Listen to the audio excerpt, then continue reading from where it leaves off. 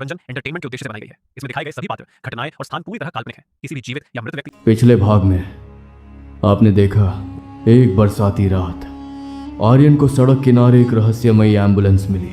उसके अंदर रखी एक काली किताब ने सिर्फ एक वादा किया था, हर इच्छा की एक कीमत होती है। आर्यन ने पैसों की इच्छा मांगी और अगली सुबह उसके खाते में रहस्यमयी तरीके से 5 लाख रुपए आ गए। लेकिन कीमत भी शुरू हो चुकी थी। धीरे धीरे उसकी यादें उससे छिनने लगी। लोग उसे पहचानते थे मगर वह उन्हें पहचान नहीं पा रहा था। फिर किताब ने अपना असली इरादा बता दिया, फिलहाल सिर्फ तुम्हारी यादें। और अब बिना कोई नई इच्छा मांगे उसके खाते में 10 लाख रुपए और आ चुके थे। उसी पल अलमारी के अंदर से किसी ने पूरी ताकत से दरवाज़ा पीटना शुरू कर दिया, जैसे कोई बाहर निकलने की कोशिश कर रहा हो। हर धमाके के साथ अलमारी हिल रही थी। उसे बिल्कुल अंदाज़ा नहीं था कि जब वो अलमारी खोलेगा तो उसकी ज़िंदगी का सबसे भयानक सच उसके सामने खड़ा होगा। अब आगे अलमारी के अंदर से एक और जोरदार प्रहार हुआ। पूरा कमरा जैसे एक पल के लिए कांप उठा। मेरी सांसें तेज हो गई। मेरी नज़र अलमारी पर जम चुकी थी।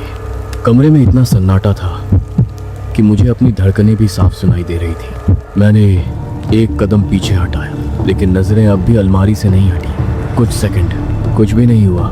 मैंने राहत की सांस लेने की कोशिश ही की थी कि इस बार आवाज़ पहले से भी ज़्यादा भयानक थी। अलमारी के दोनों दरवाजे अपनी जगह पर कांप उठे। ऐसा लगा जैसे अंदर कोई पूरी ताकत से बाहर निकलने की कोशिश कर रहा था। मेरे हाथ अनजाने में मुट्ठियों में बदल गए। गला पूरी तरह सूख चुका था। मैं भागना चाहता था लेकिन मेरे पैर जैसे ज़मीन से चिपक गए थे। फिर एक पल में सब शांत हो गया, इतना शांत कि बाहर हो रही बारिश की बूंदें भी साफ सुनाई देने लगी। मैंने धीरे से निगलने की कोशिश की। उसी पल धड़ाम अलमारी के दोनों दरवाजे एक भयानक धमाके के साथ अपने आप खुल गए। मेरे मुंह से अनजाने में एक घबराई हुई सांस निकल गई। मैंने तुरंत अंदर देखा। अलमारी के बीचों बीच वही काली किताब, लेकिन इस बार वह बंद नहीं थी। उसके पन्ने खुले हुए थे। कमरे में हवा का नामो निशान नहीं था।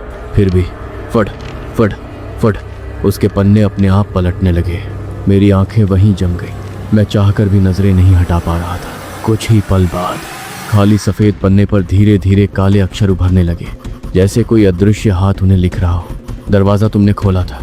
मेरी सांस फिर अटक गई। मैंने पलक तक नहीं झपकाई। एक और पंक्ति उभरने लगी। अब उसे बंद करना तुम्हारे बस में नहीं। मेरे पूरे शरीर में सिहरन दौड़ गई। मैंने एक कदम पीछे हटाया। तभी कमरे की लाइट एक बार झपकी, फिर दूसरी बार, फिर तीसरी बार, और पूरा कमरा घुप अंधेरे में डूब गया। पूरा कमरा घुप अंधेरे में डूब चुका था। इतना गहरा अंधेरा कि मुझे अपने ही हाथ दिखाई नहीं दे रहे थे। मैंने घबरा कर जेब से मोबाइल निकाला, स्क्रीन ऑन करने की कोशिश की। कुछ नहीं हुआ। मैंने दोबारा बटन दबाया, फिर तीसरी बार, लेकिन मोबाइल बिल्कुल बंद था। मैंने कुछ ही मिनट पहले उसे चार्ज किया था। उसकी बैटरी खत्म होना नामुमकिन था। मेरी सांसें पहले से भी तेज़ हो चुकी थी। अब मुझे साफ महसूस हो रहा था कि कमरे में मैं अकेला नहीं था। मैंने खुद को समझाने की कोशिश की, नहीं, ये सब मेरा वहम है, मुझे बस शांत रहना होगा। तभी मेरे दाईं तरफ किसी के बहुत धीरे धीरे सांस लेने की आवाज़ आई। मैं वहीं जम गया। आवाज़ बिल्कुल मेरे पास थी, इतनी पास जैसे कोई मेरे कंधे के ठीक बगल में खड़ा हो। मैंने हिम्मत जुटाई, धीरे धीरे सिर उस तरफ घुमाया। वहां सिर्फ अंधेरा था। मैंने राहत की सांस ली ही थी कि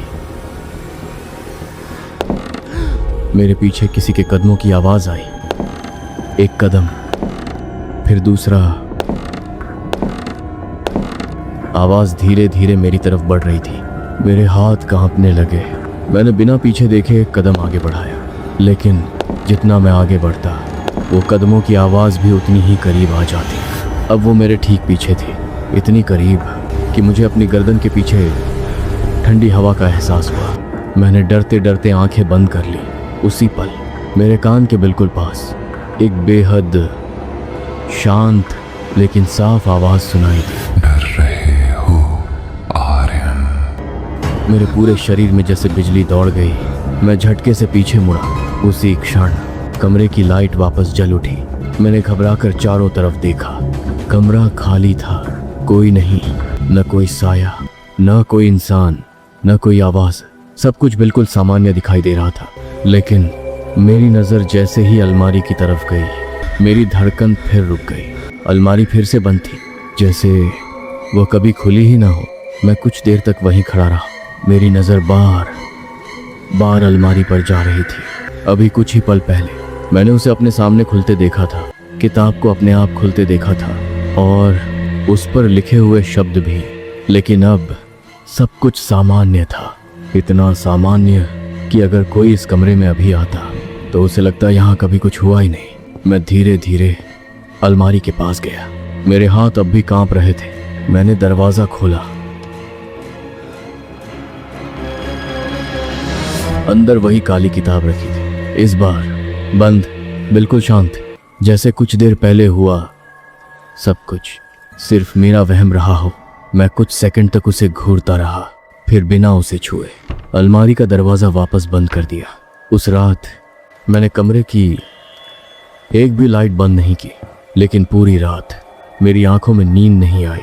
अगली सुबह बारिश रुक चुकी थी, आसमान में हल्की धूप निकल आई थी, लेकिन मेरे अंदर फैला हुआ अंधेरा पहले से कहीं ज्यादा गहरा हो चुका था। मैंने पूरी रात सिर्फ एक ही बात सोची थी, अगर मैं इसी तरह डरता रहा तो एक दिन ये किताब मुझे पागल कर देगी। मुझे जवाब चाहिए थे। ये किताब क्या है? वो पुरानी एम्बुलेंस कहाँ से आई थी? और के तेरा का मतलब क्या था?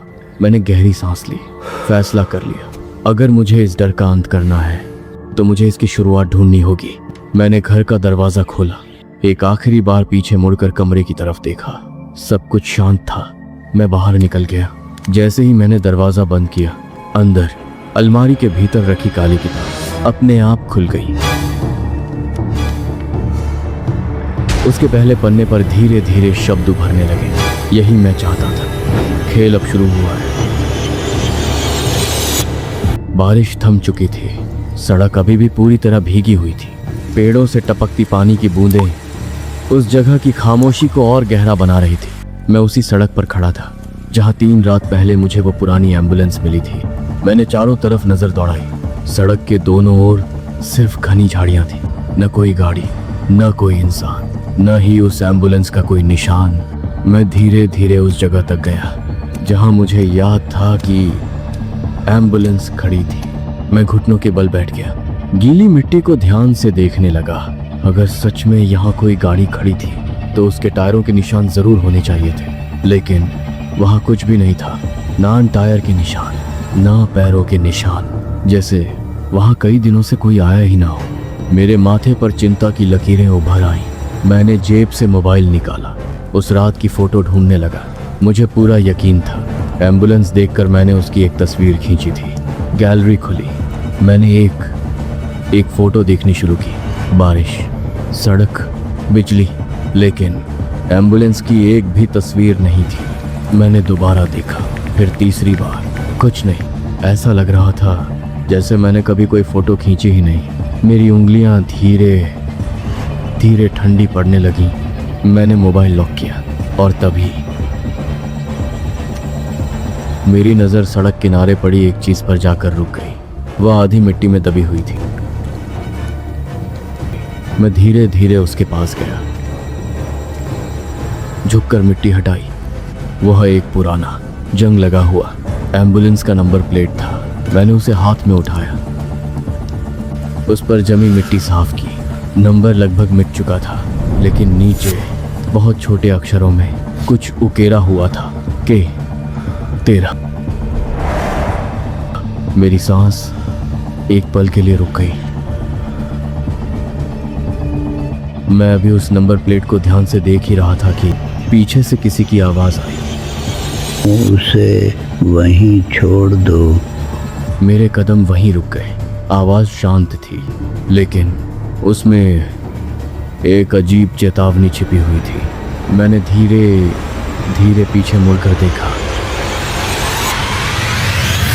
सड़क के दूसरी तरफ एक बुजुर्ग आदमी खड़ा था। सफेद बाल, चेहरे पर गहरी झुर्रियां, हल्का झुका हुआ शरीर। हाथ में पुरानी लकड़ी की छड़ी, लेकिन उसकी आंखें बिल्कुल स्थिर थी। वह लगातार मेरे हाथ में पकड़े नंबर प्लेट को देख रहा था। मैंने हिम्मत करके पूछा, आपने कुछ कहा? बुजुर्ग ने मेरी तरफ देखा, कुछ पल तक चुप रहा, फिर बहुत शांत आवाज में बोला, कुछ चीजें वहीं रहने में अच्छी लगती हैं जहां उन्हें दफन किया गया हो। मेरे माथे पर सिलवटें पड़ गईं। आप क्या कहना चाहते हैं? वह मेरी बात का सीधा जवाब नहीं देता, धीरे धीरे मेरी तरफ बढ़ने लगता है। उसके कदम बहुत धीमे थे, लेकिन न जाने क्यों हर कदम के साथ मेरे भीतर बेचैनी बढ़ती जा रही थी। वह मेरे सामने आकर रुक गया। उसने नंबर प्लेट पर एक नजर डाली, फिर मेरी आंखों में देखते हुए पूछा, ये तुम्हें कहाँ मिला? मैंने सड़क की तरफ इशारा किया। यहीं, इसी जगह। बुजुर्ग ने एक गहरी सांस ली, जैसे उसे किसी पुराने जख्म की याद आ गई हो। कुछ पल बाद वह बोला, अगर तुम्हें सच में जवाब चाहिए तो सड़कें तुम्हें कुछ नहीं बताएंगी। मैंने तुरंत पूछा, तो कौन बताएगा? बुजुर्ग ने पहली बार हल्की सी मुस्कान दी, लेकिन उस मुस्कान में अपनापन नहीं था, सिर्फ चिंता थी। उसने अपनी छड़ी जमीन पर टिकाई और धीरे से कहा, पुरानी किताबें कभी झूठ नहीं बोलती। मैं उसकी बात समझ नहीं पाया। मैं कुछ और पूछता, उससे पहले ही वह मुड़ गया। मैंने आवाज दी, रुकिए। वह बिना पीछे देखे चलता रहा। कुछ कदम आगे जाकर रुका और बस एक आखिरी बात कही, शहर की सबसे पुरानी लाइब्रेरी अगर अब भी खुली हो तो शायद तुम्हें तुम्हारे सवालों का पहला जवाब वहीं मिले। इतना कहकर वह धीरे धीरे आगे बढ़ गया। मैं काफी देर तक उसे जाता हुआ देखता रहा।